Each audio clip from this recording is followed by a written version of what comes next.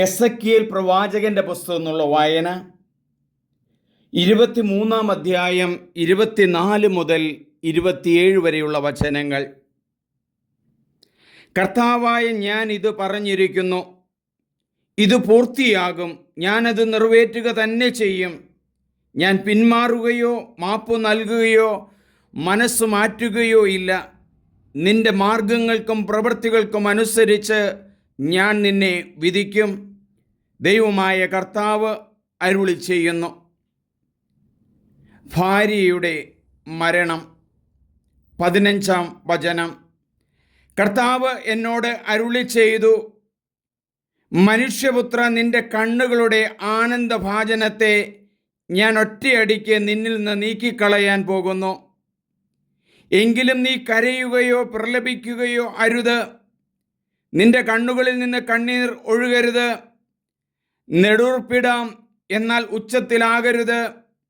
മരിച്ചവരെ ഓർത്ത് നീ വിലപിക്കരുത്. നീ തലപ്പാവ് കെട്ടുകയും പാദകങ്ങൾ അണിയുകയും ചെയ്യുക.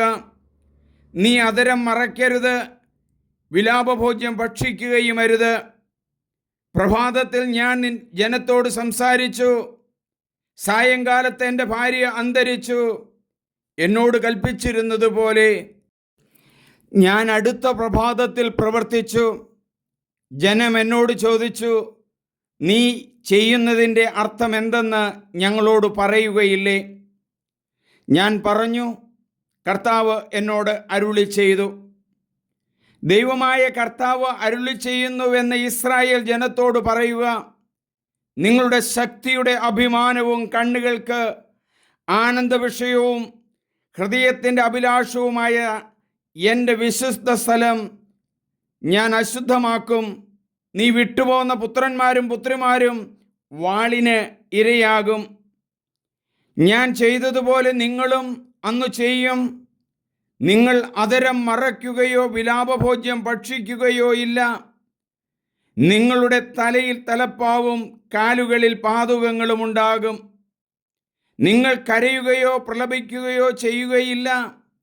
എന്നാൽ നിങ്ങൾ നിങ്ങളുടെ അകൃത്യങ്ങളിൽ തന്നെ ക്ഷയിച്ചു പോകും. ഓരോരുത്തരും അവരെ നോക്കി ഞെരുങ്ങും. ഇങ്ങനെ എസെക്കിയേൽ നിങ്ങൾക്കൊരടയാളമായിരിക്കും. അവൻ ചെയ്തതുപോലെ നിങ്ങളും ചെയ്യും. ഇവ സംഭവിക്കുമ്പോൾ ഞാനാണ് ദൈവമായ കർത്താവ് എന്ന് നിങ്ങൾ അറിയും. മനുഷ്യപുത്ര, ഞാൻ അവരിൽ നിന്ന് അവരുടെ ദുർഗവും ആനന്ദവും മഹത്വവും കണ്ണുകൾക്ക് ആനന്ദ വിഷയവും ഹൃദയങ്ങളുടെ അഭിലാഷവും ആയതിനെ അവരുടെ പുത്രിമാരെയും പുത്രന്മാരെയും എടുക്കുന്ന ദിവസം ഒരു അഭയാർത്ഥി വന്ന് ഈ വാർത്ത നിന്നെ അറിയിക്കും. അവനോട് അന്ന് നീ വായ് തുറന്ന് സംസാരിക്കും. അപ്പോൾ മുതൽ നീ ഊമനായിരിക്കുകയില്ല. അങ്ങനെ നീ അവർക്ക് അടയാളമായിരിക്കും. ഞാനാണ് കർത്താവെന്ന് അവർ അറിയും. നമുക്ക് പ്രാർത്ഥിക്കാം. എസെക്കിയേൽ പ്രവാചകനോട് ദൈവമേ, അങ്ങ് അരുളി ചെയ്തല്ലോ, നിന്റെ ഭാര്യയെ ഒറ്റയടിക്ക് നിന്നിൽ നിന്ന് നീക്കിക്കളയാൻ പോകുന്നു. അവസരത്തിൽ നീ കരയുകയോ പ്രലപിക്കുകയോ അരുത്. നിന്റെ കണ്ണിൽ നിന്ന് കണ്ണീർ ഒഴുകരുത്. സന്ദേശം ജനത്തോട് പറഞ്ഞുകൊണ്ടിരിക്കുമ്പോൾ തന്നെ അന്ന് സായങ്കാലത്ത് എസെക്കിയേൽ പ്രവാചകന്റെ ഭാര്യ മരിച്ചല്ലോ. ഇത് ഇസ്രായേൽ ജനത്തിനൊരു അടയാളമായിരുന്നല്ലോ.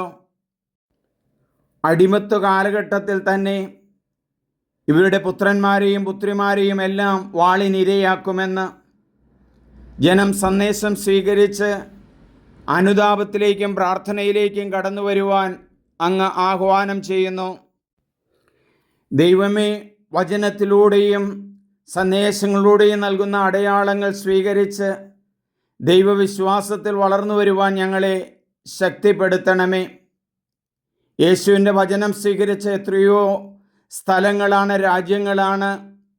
ഇന്ന് അതെല്ലാം കൊലപാതകങ്ങളിലൂടെയും ഭീകരപ്രവർത്തനങ്ങളിലൂടെയും ക്രൈസ്തവർ ഇല്ലാതെയായത്. ദൈവമേ, ഞങ്ങൾ അനുതപിച്ച് അങ്ങയിലേക്ക് വരണമെന്ന് ഇപ്പോഴും അങ്ങ് ആഗ്രഹിക്കുന്ന കാര്യമാണല്ലോ. അനുതാപത്തിലൂടെ സ്നേഹത്തിൻ്റെ ലില്ലിപ്പൂക്കൾ വിരിക്കാൻ ഞങ്ങളെ പ്രാപ്തരാക്കണമേ. അങ്ങ് വാഗ്ദാനം ചെയ്ത ആ പരിശുദ്ധാത്മാവിനെ ഞങ്ങളുടെ കുടുംബങ്ങളിലേക്കും ഈ വചനം കേൾക്കുന്നവരിലേക്കും ഇറങ്ങി വരട്ടെ. ആമേൻ. സ്നേഹമുള്ളവരെ, എൻ്റെ പേര് സണ്ണി പുൽപ്പറമ്പിൽ. എല്ലാവരും ഇത് സബ്സ്ക്രൈബ് ചെയ്യണം, ഷെയർ ചെയ്യണം. യേശുവിനെ മറ്റുള്ളവർക്ക് നൽകാം, വചനം നമുക്ക് നൽകാം. അതിനു വേണ്ടുന്ന അനുഗ്രഹം സമൃദ്ധമായ ദൈവം നിങ്ങൾക്ക് തരുന്നു. ആമേൻ. ഹല്ലേലൂയ.